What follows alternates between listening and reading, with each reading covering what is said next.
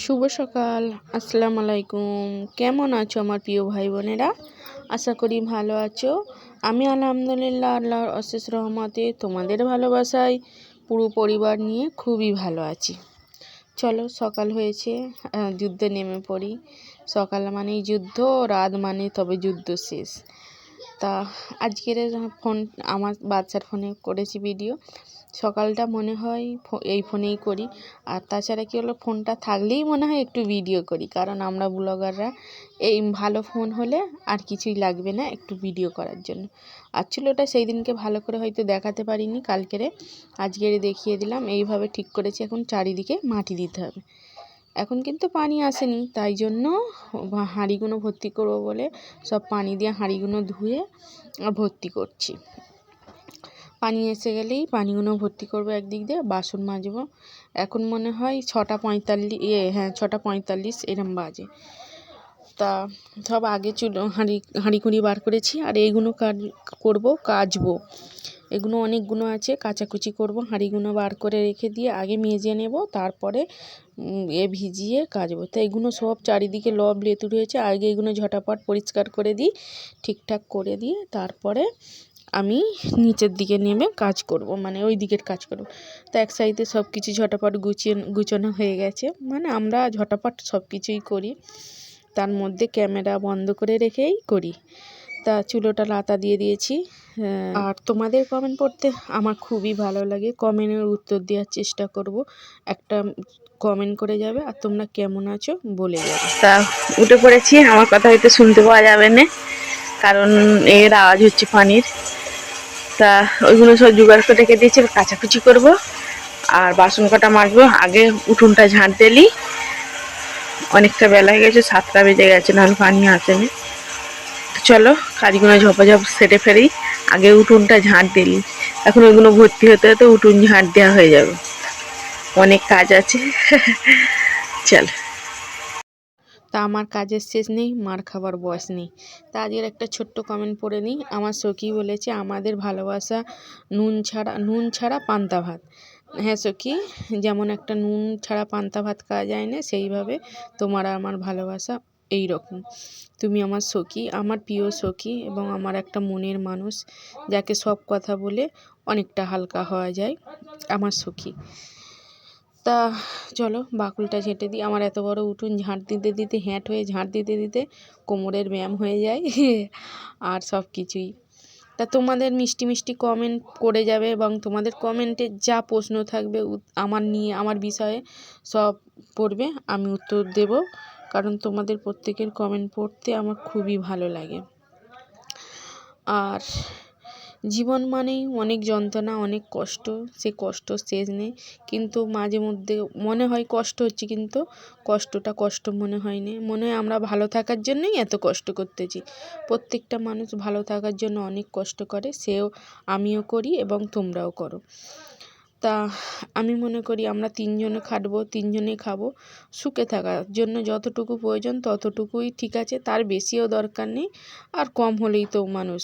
আর টাকা পয়সা ছাড়া দুনিয়ায় সব কিছুই মূল্যহীন। তাই এখানটায় চা হচ্ছে, আর এই রুটি কিনেছি, মানে আছে 8টা, 4 দুগুণে 8টা। আর তা এই রুটি কিনে সবাই একটা করে দুটো করে খাবো। আর নিয়েছে 32 টাকা দাম কিন্তু খেতে সেই লাগে, মানে দাম লিক, খেতে ভালো লাগে। কাজ কমপ্লিট হয়ে গেছে, এবার খাবো চা। চলো বাইরের একটু দেখিয়ে দিই, যুদ্ধে জয় করে এসেছি। তো তার মধ্যে একটু জলার দিকে মানে জ্বালানি করতে গিয়েছিলাম, জ্বালানি করে এসে আমি রান্না বসিয়েছি, কলা ভাতে দেবো।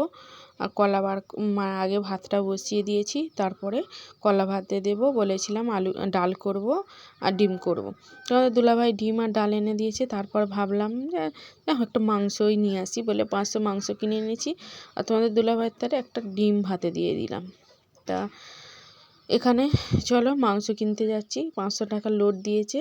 তা মাংস কিনে আনতে গিয়ে, আর এই দেখো মাংস কিনতে এসে দেখছি এটা ঠ্যাং আর কল্লা আছে, আর মাংস মুরগি কাটলে তারপরে। তা এই তো এই মুরগিটা কাটবে, আর এই দাদা মানে এই দাদার নাতিটা সেই দাদাটা মারা গিয়েছে না, এসে এবার দেখতে পাচ্ছি ভাতও হয়ে গেছে, তখন কলা ভাতে দিয়ে যায়নি, এসে ভাতে কলা দিয়ে আর চাপা দিয়েছি, তখন রঘু চাল তো ফুটতে অনেকটাই দেরি হয়। তো এখানে ডাল ভেজে রান্না করব। তা টাকা পয়সা মানে টাকা পয়সা ছাড়া তুমি সবার কাছে মূল্যহীন, অমূল্য, মানে তোমার কোনো মূল্য থাকে না। যখন দেখবে তোমার টাকা পয়সা অনেক, তখন অনেক সম্পর্ক বেড়ে যাবে, অনেক কিছু বেড়ে যাবে।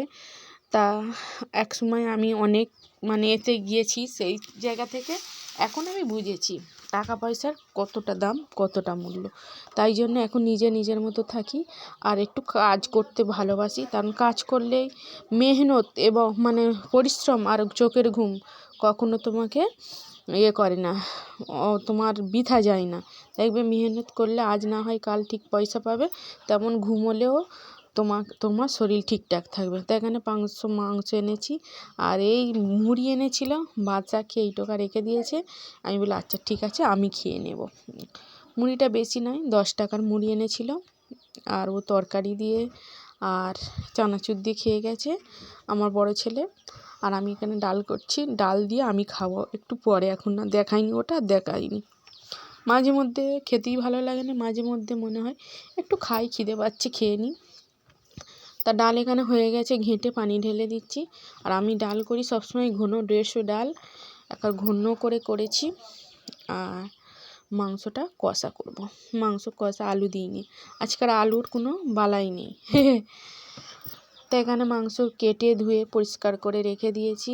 আর চুলোর কাছে গেলে তো একটা করতে করতে, আর আমি কি করি জানো, একেবারে জোগাড় করে নিয়ে বসিনি। একদিকে ভাত হবে, একদিকে আমি আনাজ করব বঁটিতে বসে, আর একদিকে মানে জ্বালানি দেবো।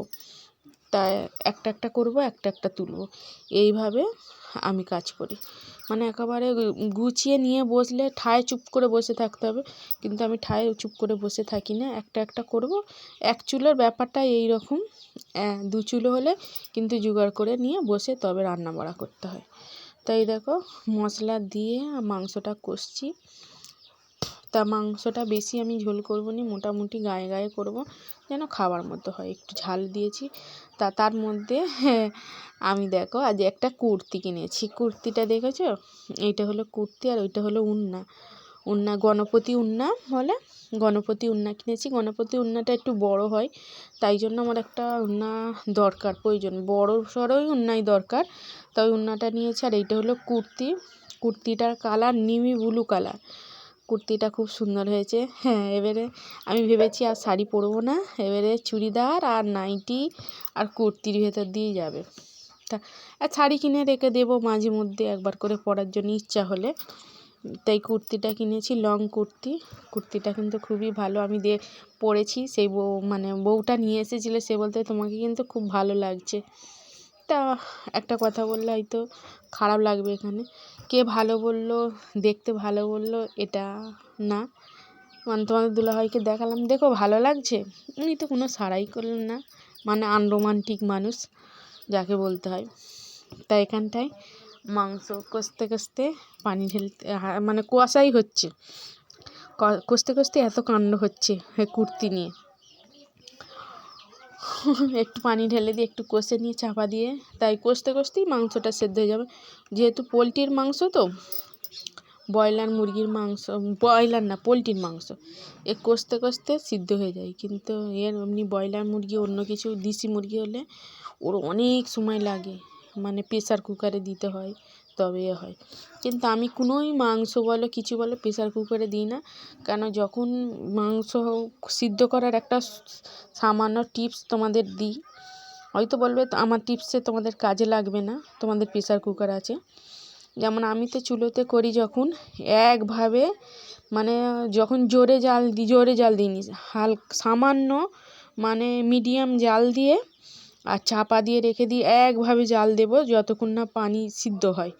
তা ওই টুকটুক করে সিদ্ধ হয়ে যায়। তা আমার সাকিবুল ওখানে পানি আনতে যাচ্ছে, কারণ ও শুক্রবার আজকেরে নামাজ পড়তে যাবে। ওকে বললাম স্কুলে যা আজকেরে, বললো না আমি নামাজ পড়তে যাব। তা থাক, নামাজ পড়তে যাবে ওই জন্য নিজে পানি এনে নিজে গরম করে নামাজ পড়তে যাওয়ার জন্য তাড়াতাড়ি করতে। তা এটা হলো সন্ধ্যেবেলা, আর দেখানো হয়নি বিকেলেটা। তার মধ্যে মেয়ের সঙ্গে ঘুরতে জ্বালানি করতে গিয়েছিলাম।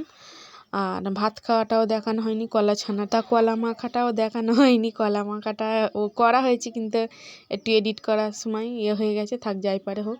তো রুটি করেছি, 6টা রুটি করেছি।